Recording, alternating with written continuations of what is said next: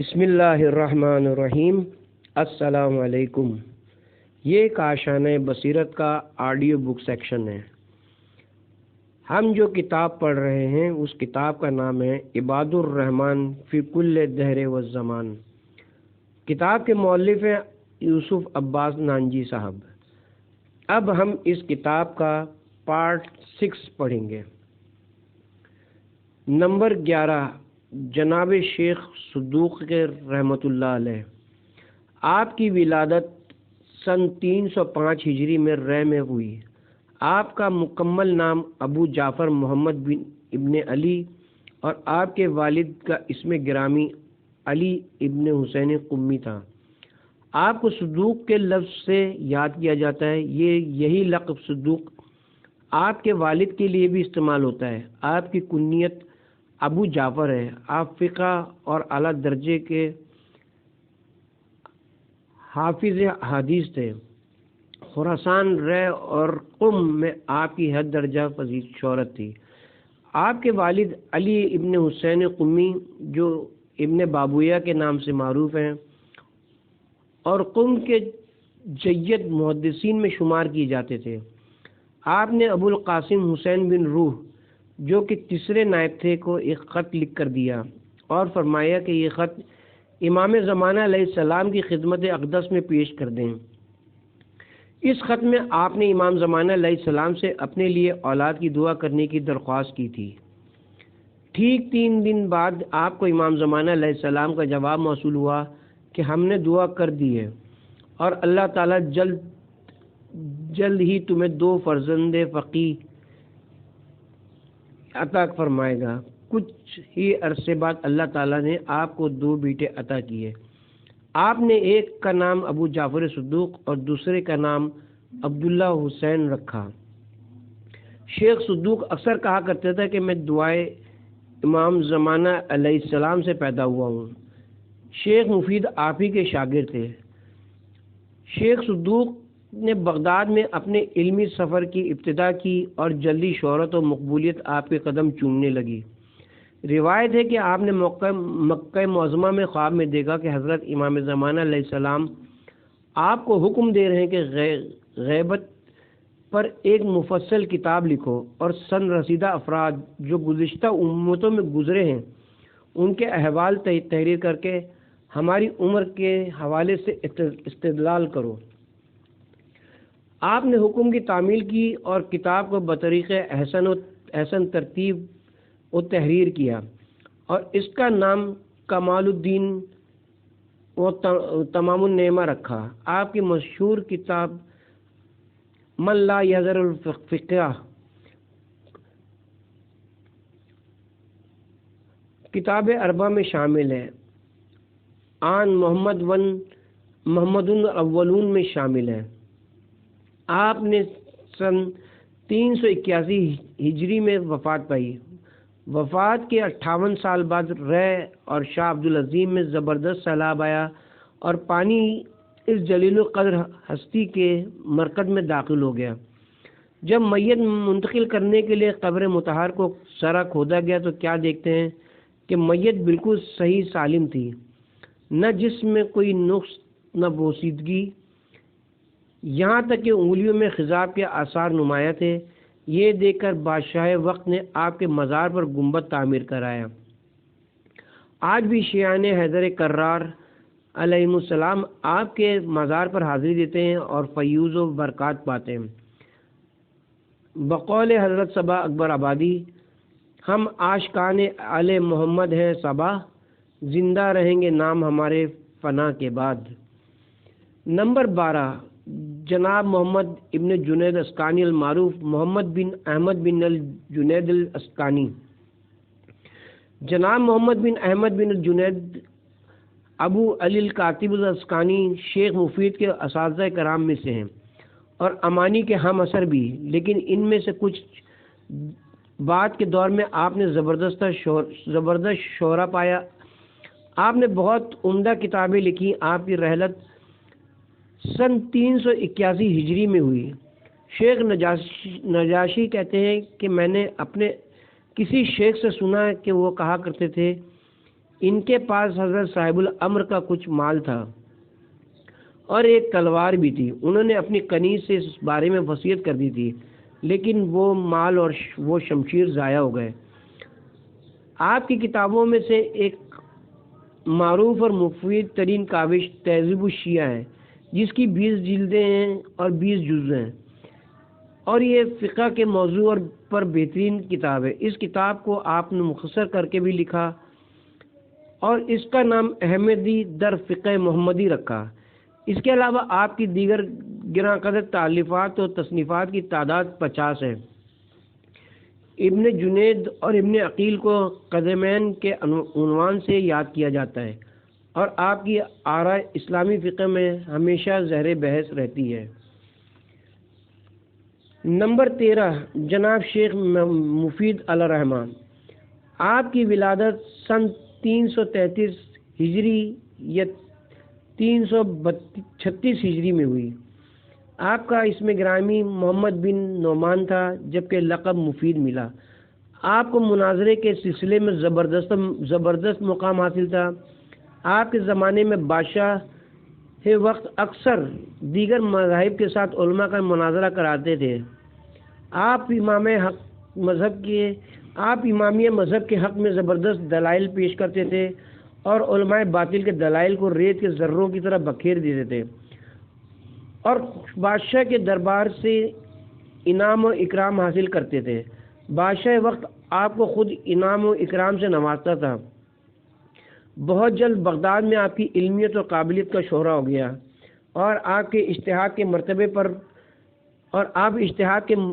پر بحسن و خوبی فائز ہو گئے۔ روایت ہے کہ کوئی دیہاتی آپ کی خدمت میں حاضر ہوا اور سوال کیا کہ ایک حاملہ عورت کا انتقال ہو گیا اور اس کے شکم میں بچہ زندہ ہے، کیا کیا جائے؟ شیخ نے کہا کہ عورت کو دفن کر دیا جائے۔ وہ شخص چلا گیا۔ راستے میں اس نے دیکھا کہ ایک شخص گھوڑے پر سوار بڑی تیزی سے اس کے پاس آیا اور کہنے لگا کہ شیخ مفید فرما رہے ہیں کہ بچے کو عورت کے شکم سے نکال کر پیٹ کو سی کر پھر دفن کر دو۔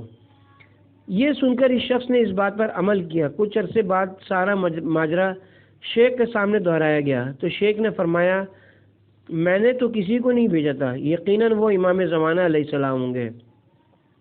شیخ اپنی غلطی پر شرمندہ ہوئے اور فتویٰ دینا ترک کر دیا۔ فوراً ہی فرمان امام زمانہ علیہ السلام آپ کے پاس پہنچا، اور اس میں یہ تحریر تھا کہ تم فتویٰ دینا ترک مت کرو۔ اگر کبھی فتویٰ غلط ہوا تو ہم درست کر دیں گے۔ اس کے بعد شیخ مفید نے پھر فتویٰ دینا شروع کیا۔ اسی طرح ایک دن آپ نے خواب میں دیکھا کہ جناب بی بی سیدہ فاطمہ الزہرا سلام اللہ علیہا حضرات حسنین علیہ السلام کے ہمراہ آپ کی مجلس سے درس میں تشریف لائیں اور فرمایا کہ اے شیخ، ان دونوں کو فقہ کی تعلیم دیجیے۔ اس روز صبح کو والدہ سید مرتضیٰ علم الہدا اور سید رضی کا ہاتھ پکڑے ہوئے آپ کے درس میں تشریف لائیں اور دونوں کو آپ کی شاگردی میں دے دیا۔ شیخ مفید نے آگے بڑھ کر ان کا استقبال کیا اور دونوں کو اپنے درس میں شامل کیا۔ واضح رہے کہ شیخ مفید وہ واحد مرجع ہیں کہ غیبت کبریٰ میں امام زمانہ علیہ السلام کی طرف سے آپ کے لیے 3 توقیات صادر ہوئیں، جو کہ آپ کی عظمت شان کے اظہار کے لیے کافی ہیں۔ روایت ہے کہ شیخ مفید اور سید مرتضیٰ علم الہدا کے مابین کسی مسئلے میں اختلاف ہوا۔ دونوں نے طے کیا کہ مسئلے کو پرچے پر لکھ کر ذریعے روضہ امیر المومنین حضرت علی علیہ السلام میں ادب سے رکھ دیں۔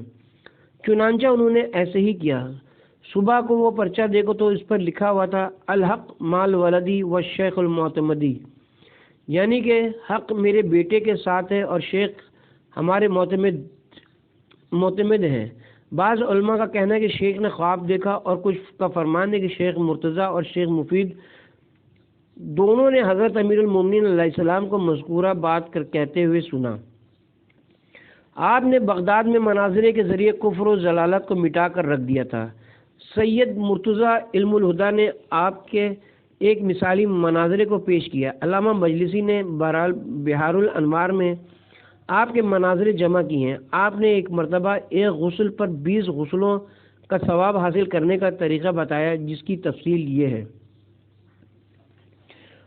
غسل جنابت، اہلیہ سے قربت۔ دوسرا واجب میت کو چھونے کا، اسی میت کو چھوا جس کو غسل دیا جا چکا ہوا۔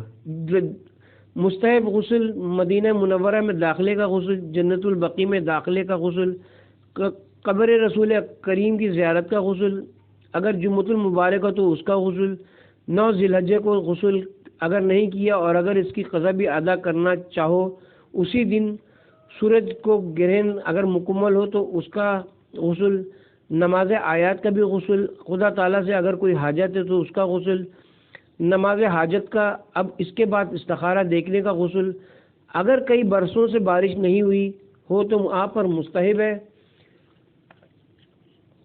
نماز بارش کے لیے پہلے غسل کریں۔ اب ارادہ توبہ کرنے کا غسل مستحب ہے۔ راستے میں سولی پر لٹکے ہوئے آدمی کی لاش پر نظر پڑ گئی، اس کا بھی غسل ہے۔ اگر کبھی چھپکلی کو مار دیا تو اس کا بھی غسل ہے۔ اس کے بعد دشمن سے مباہلہ کرنے کا، احتلام کا واجب غسل ہے۔ آپ کی 200 سے زائد گراں قدر تصانیف اور تالیف ہیں جو کہ مختلف اہم اور جامع موضوعات پر ہیں۔ آپ کی رحلت سن 413 ہجری میں ہوئی۔ آپ کی رحلت کے دن ہزاروں شیعہ جمع تھے۔ سید مرتضیٰ علم الہدیٰ نے آپ کی نماز جنازہ پڑھائی۔ آپ کی تدفین آپ کے گھر ہی میں عمل میں آئی۔ بعد ازاں آپ کا امام جواد علیہ السلام کے پائیں قبر صدوق جعفر بن قولیہ کے پہلو میں دفن کیا گیا۔ آپ کی وفات حسرت آیات پر جناب امام زمانہ علیہ السلام نے مرثیہ پڑھا اور دلی غم کا اظہار کیا۔ معززین قائرین کرام، جیسا کہ شروع میں تحریر کیا گیا کہ امام زمانہ علیہ السلام نے آپ کو خطوط تحریر فرمائے، یہاں پر ہم ان خطوط مبارکہ کی نقل پیش کر رہے ہیں تاکہ مومنین کی معنوی اور روحانی بالغی میں اضافہ ہو سکے اور علماء ما سبق کے درجات کا اندازہ ہو سکے کہ اس قدر عظمت یافتہ علماء تھے کہ امام زمانہ علیہ السلام ان کو عزیز رکھتے تھے۔ امام زمانہ علیہ السلام کا خط شیخ مفید کے نام۔ بسم اللہ الرحمن الرحیم۔ اے مخلص دوست، تجھ کو میرا سلام پہنچے، تجھے خدائے حق کی ابدی دوستی عطا کرے اور جو خدمات تو بجا لاتا ہے ان میں اضافہ فرمائے۔ تجھے ہم باخبر کرتے ہیں کہ خدا نے ہمیں اس کی اجازت دی ہے کہ تجھے افتخار نامہ تحریر کریں۔ جہاں تک تجھ سے ہو سکے ہمارے دوستوں کو ہماری طرف سے احکام پہنچاتا رہے۔ خدا ان کو از خود پیروی کی توفیق عطا فرمائے اور ان پر خاص توجہ اور عنایت کر کے ان کی نگرانی فرمائے اور تجھے بھی دین و آئین سے منحرف ہونے والے دشمنوں کے مقابلے میں فتح و کامیابی عطا فرمائے۔ تجھے جو چیز ہم یاد دلانا چاہتے ہیں اس پر توجہ کر کے معین اللہ عمل کے مطابق عمل کر، اس پر توجہ کر کے معین اللہ عمل کے مطابق عمل کر، اس کے مضمون سے جس کسی تک تیری دسترس ہے اسے آگاہ کر۔ ہم اگرچہ ایک خاص مقام پر سکونت پذیر ہیں، ظالموں سے دور ہیں۔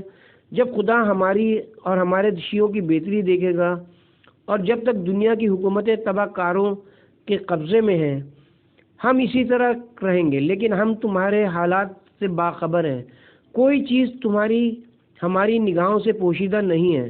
تم لوگوں کی بے چارگیاں جو اس زمانے میں ہیں، جب سے تم لوگوں نے وہ کام کرنے شروع کر دیے ہیں جن سے تمہارے سلف صالح دور رہتے تھے، اور خداوند عالم نے جو پیمان تم سے لیا تھا اس کو تم نے بھلا دیا، ان سب سے ہم باخبر ہیں۔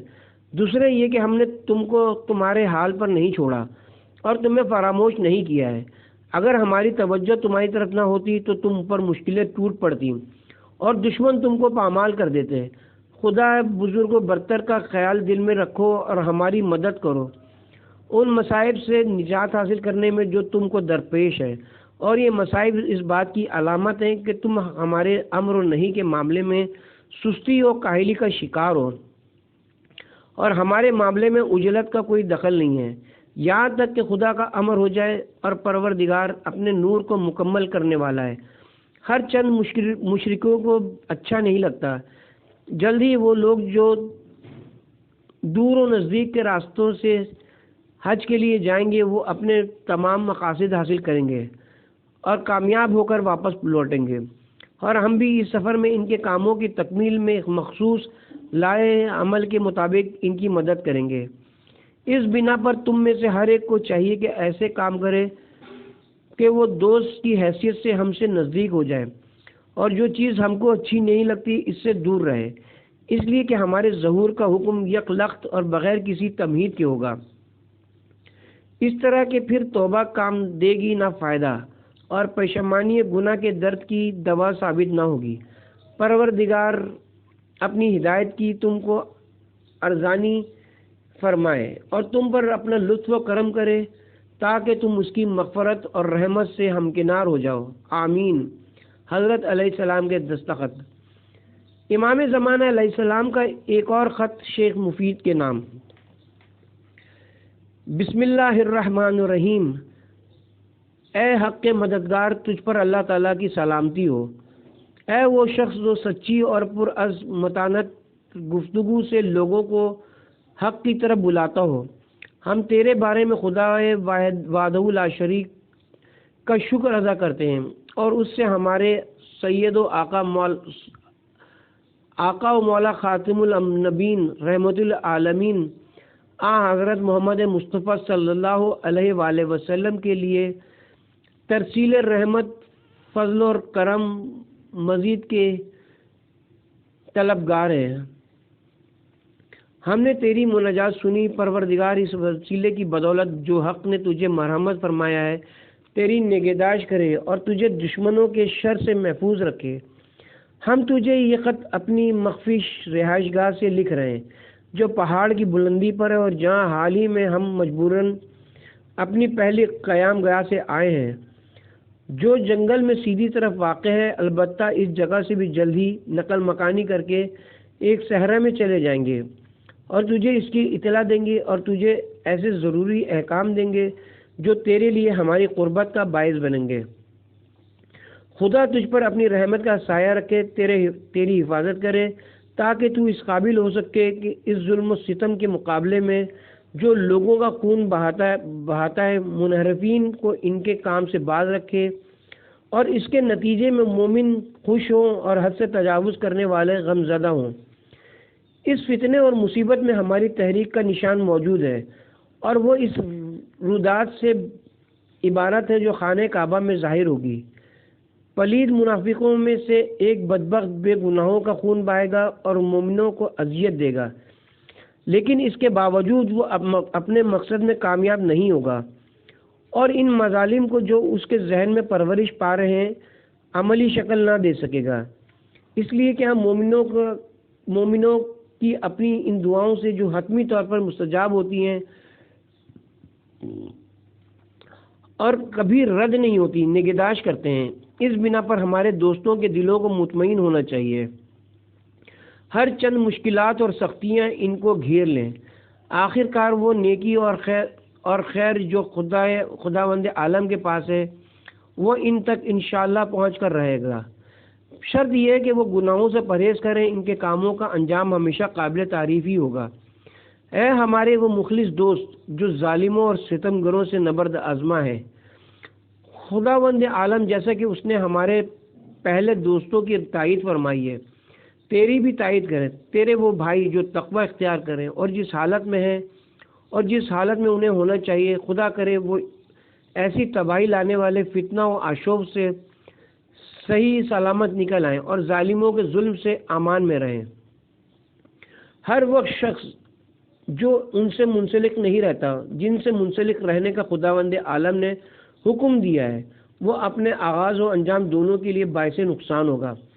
اگر ہمارے پیروکار جنہیں خدا نے اطاعت کی توفیق دی ہے اور ہمارے لیے جن کے دلوں میں عقیدت موجود ہے، اگر اس عہد و پیمان کے پابند رہیں جو انہوں نے ہم سے کیا ہے، تو ہمارے دیدار سے محروم نہیں رہیں گے، اور وہ ہمارے دیدار کی سعادت سے جلد فیضیاب ہوں گے۔ یہ دیدار اور یہ زیارت معرفت کی بنا پر ہوگی، اور ہمارے دوستوں کی جو اچھی اور بری چیزیں ہم تک پہنچتی ہیں ان میں سے کوئی چیز ہمیں نہیں روکتی۔ خداوند عالم ہمارا دوست اور مددگار ہے، وہ ہمارے لیے کافی ہے، وہ ہمارا بہترین وکیل ہے۔ سید و سردار بشیر و نذیر حضرت محمد مصطفیٰ صلی اللہ علیہ وآلہ وسلم اور ان کی آل اطہر علیہ السلام پر اس کا درود و سلام ہو اور وہ ہمیں محفوظ رکھے، آمین۔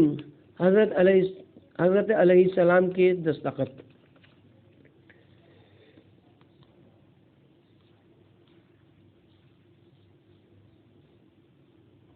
نمبر 14، جناب سید مرتضیٰ علم الہدیٰ رحمۃ اللہ علیہ۔ یہ آپ کا شجرہ نسب ہے۔ آپ کے القاب ذل نجدین، ابو سمانین اور مرتضیٰ علم الہدیٰ ہیں۔ آپ کی ولادت سن 355 ہجری میں شہر بغداد میں ہوئی اور اسی شہر میں 25 ربیع الاول سن 436 ہجری میں سید مرتضیٰ نے وفات پائی، لہذا آپ کی عمر شریف 80 سال اور کچھ مہینے بنتی ہے۔ آپ نے فقہ کی تعلیم جناب شیخ مفید سے حاصل کی، جس کے متعلق شیخ مفید نے ایک خواب دیکھا تھا، تفصیل علامہ رضی کے تذکرے میں ملاحظہ فرمائیں۔ آپ بے انتہا دولت مند شخص تھے۔ آپ کی بہت سی کرامات میں سے ایک کرامت یہ تھی کہ سید مرتضیٰ اور شیخ مفید کو کسی مسئلے میں اختلاف پیش آئے، فیصلہ یہ ہوا کہ معاملہ حضرت علی کی خدمت اقدس میں رکھا جائے۔ مسئلے کو لکھ کر آپ کی ذریعے مبارک پر رکھ دیا گیا۔ بعد میں دیکھا کہ سبز تحریر میں لکھا ہے کہ تم میرے شیخ اور قابل اعتماد شخص ہو اور حق میرے فرزند علم الہدیٰ کے ساتھ ہے۔ روایت ہے کہ آپ کو علم الہدیٰ کا لقب بارگاہ امیر المومنین علیہ السلام سے ملا۔ جب آپ کی رحلت ہوئی اور آپ کے فرزند نے نماز جنازہ پڑھائی، آپ سید رضی، جنہوں نے نہج البلاغہ کی جمع آوری اور ترتیب کی ہے، کے حقیقی بھائی تھے۔ آپ کے یہ بھائی جوانی میں انتقال کر گئے، لیکن علم الہدیٰ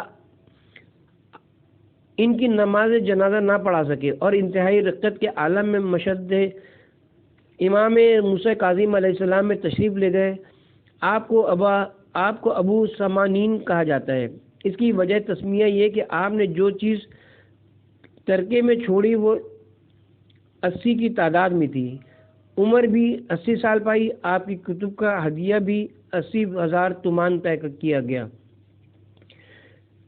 کتاب تاریخ علماء میں مرقوم ہے کہ ابو سمانین لقب پانے کی وجہ یہ ہے کہ آپ نے 80,000 کتابیں یا خود لکھی یا دیکھی یا لوگوں نے پڑھ لی، ان کے سامنے سنائی، اور آپ کی عمر بھی 80 سال تھی، اور پھر جتنی چیزیں آپ اپنے مرنے کے بعد چھوڑی ہیں سب 80 تھیں، یعنی 80 مکان، 80 جانور، 80 غلام، 80 کنیزیں، لہذا ابو سمانین کا مطلب ہے 80 والا۔ تاریخ علماء صفحہ نمبر 91، مؤلف رائے افتخار حیدر کھرل۔ آپ کو پہلے ہی گھر میں دفن کیا گیا۔ بعد ازاں حضرت امام موسیٰ کاظم علیہ السلام کے مشہد اور اس کے بعد آپ کے جسد خاکی کو کربلا معلیٰ حرم سید الشہداء حضرت امام حسین علیہ السلام کے اندر منتقل کیا گیا، جہاں آپ کے والد اور بھائی کی قبریں پہلے سے موجود تھیں۔ آپ نے دین اسلام کی تبلیغ و اشاعت کے لیے بڑی دریا دلی کے ساتھ اموال خرچ کی ہیں۔ ایک پورا گاؤں فقہا کے لیے وقف کر دیا تھا۔ آپ کو عظمت کردار کے باعث سنی علماء بھی لائق عزت و تکریم سمجھتے تھے۔ آپ کو 34 صدی ہجری کا مجدد بھی کہا جاتا ہے۔ ایک دن شیخ مفید سید مرتضیٰ کے درس میں تشریف لے آئے۔ سید صاحب نے درس میں توقف کیا، اپنی جگہ سے کھڑے ہوئے اور شیخ صاحب کو اپنی جگہ بیٹھا دیا۔ خود سامنے آ کر بیٹھ گئے اور فرمایا کہ میں تمہیں حکم دیتا ہوں کہ درس کو جاری رکھو، کیونکہ مجھے تمہاری گفتگو بڑی پیاری لگتی ہے۔ آپ ایک بلند پایہ شاعر بھی تھے۔ آپ کی متعدد تصنیفات و تالیفات ہیں جو اب آپ کا بہترین ورثہ ہیں۔ بقول شاعر ملت حضرت سید مختار علی اجمیری، علم سیکھو، علم سکھاؤ، علم کے خوگر سب کو بناؤ۔ علم سے بچنا ابو لہبی ہے، علم پڑھو حیدر بن جاؤ۔ نمبر 15 جناب علامہ سید رضی رحمۃ اللہ علیہ۔ آپ کا نام محمد، لقب رضی اور کنیت ابو الحسن تھی۔ سن 359 ہجری میں بغداد میں پیدا ہوئے۔ آپ کا گھرانہ علم و ادب، رشد و ہدایت اور عزت و شوکت کا عملی نمونہ تھا۔ آپ کے والد کا اسم گرامی ابو احمد حسین تھا۔ آپ کا خاندان 4 واسطوں سے امامت کے ذریعے سلسلے سے مل جاتا ہے۔ ابو احمد حسین بن ابن موسیٰ ابن محمد ابن موسیٰ ابن ابراہیم ابن موسیٰ ابن امام موسیٰ کاظم علیہ السلام۔ آپ کی والدہ ماجدہ کا شجر نسب یہ تھا: فاطمہ بنت الحسین بن حسن الفاطر، علی بن حسین ابن علی ابن ابی طالب علیہ السلام۔ آپ کے استاد بھی زبردست تھے، جن میں خاص طور پر شیخ مفید نمایاں ہیں، جو کہ علم و فقاہت، مناظرہ کلام میں اپنا ثانی نہیں رکھتے تھے۔ شیخ مفید نے خواب روحانی دیکھا کہ بی بی سید النساء العالمین سلام اللہ علیہا امام حسن علیہ السلام اور امام حسین علیہ السلام کو لے کر آپ کے پاس دینی علم کے لیے آئیں۔ اسی عالم میں صبح ہوئی تو دیکھا کہ فاطمہ بنت الحسین تشریف لا رہی ہیں اور ان کے دونوں فرزندگان سید مرتضیٰ اور سید رضی آپ کے ساتھ ہیں۔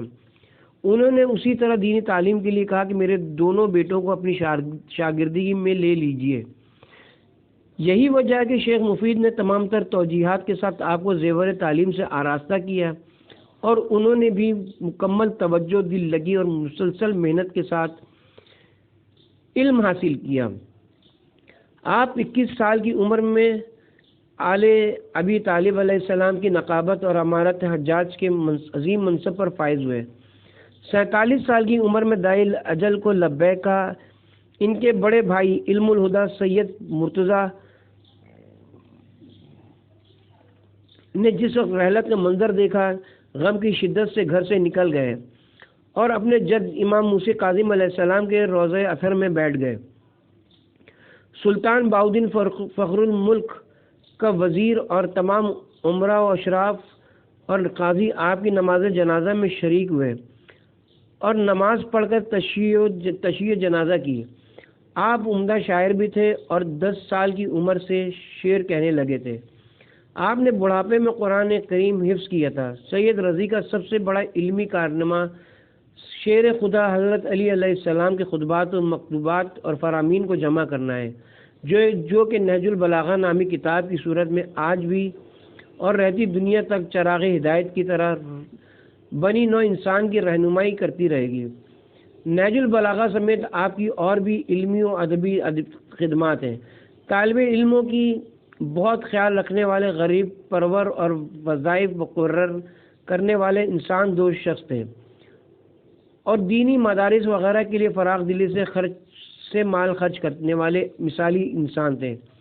آپ بہت سخی اور جواد تھے اور کسی سے، خصوصاً بادشاہ وقت سے، کوئی ہدیہ قبول نہیں کرتے تھے۔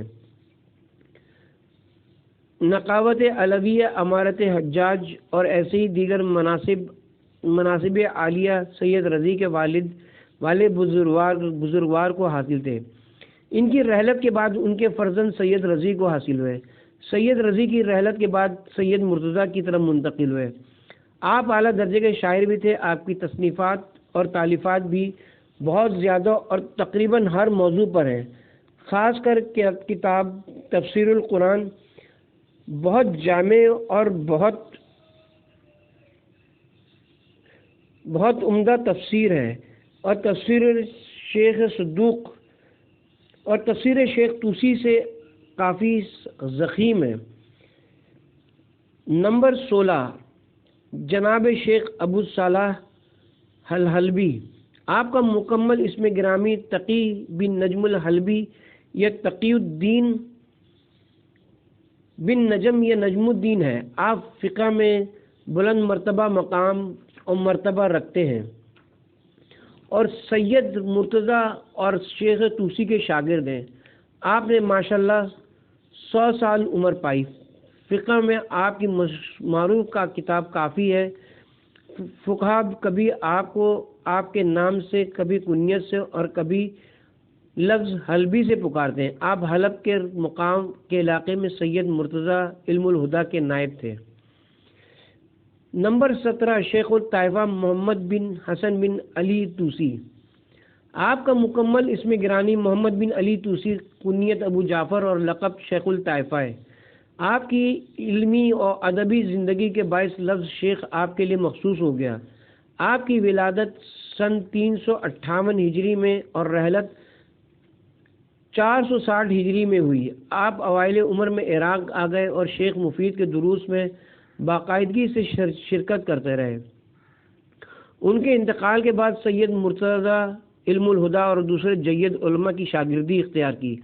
اب آپ 28 سال تک سید مرتضیٰ علم الہدا کے ہم اثر رہے۔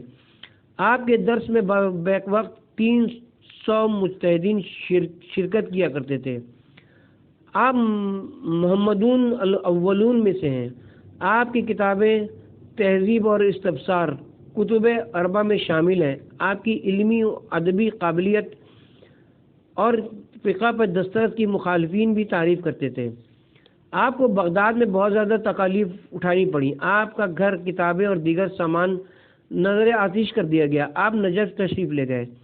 کچھ تاریخ دانوں کا کہنے کے بعض شغل خور افراد نے آپ کے بارے میں خلیفہ عباسی سے شکایت کی کہ آپ نے اپنی کتاب مصابیح میں بعض صحابہ کو برا بھلا کہا ہے۔ چنانچہ خلیفہ نے شیخ کو طلب کیا اور دریافت کیا کہ یہ کیا قصہ ہے، تو انہوں نے انکار کیا۔ اس پر لوگوں نے کتاب دکھائی جس میں لکھا تھا کہ اے پروردگار، تو خاص طور پر پہلے ظالم پر لعنت بھیج۔ شیخ نے وضاحت فرمائی کہ اس سے میری مراد پہلے خلیفہ نہیں بلکہ پہلے ظالم سے ہے جو کہ قابل تھا اور وہ قاتل بھی تھا، اور دوسرے ظالم سے مراد ناقہ صالح علیہ السلام کی پونچھیں کاٹ کر مار ڈالنے والا ہے۔ تیسرا ظالم یحییٰ ابن زکریہ علیہ السلام کا قاتل ہے، اور چوتھا ظالم و قاتل عبد الرحمن بن ابن ملجم ہے جس نے امام المتقین حضرت علی ابن ابی طالب علیہ السلام کو قتل کیا۔ یہ سن کر خلیفہ نے آپ کی بڑی توقیر کی۔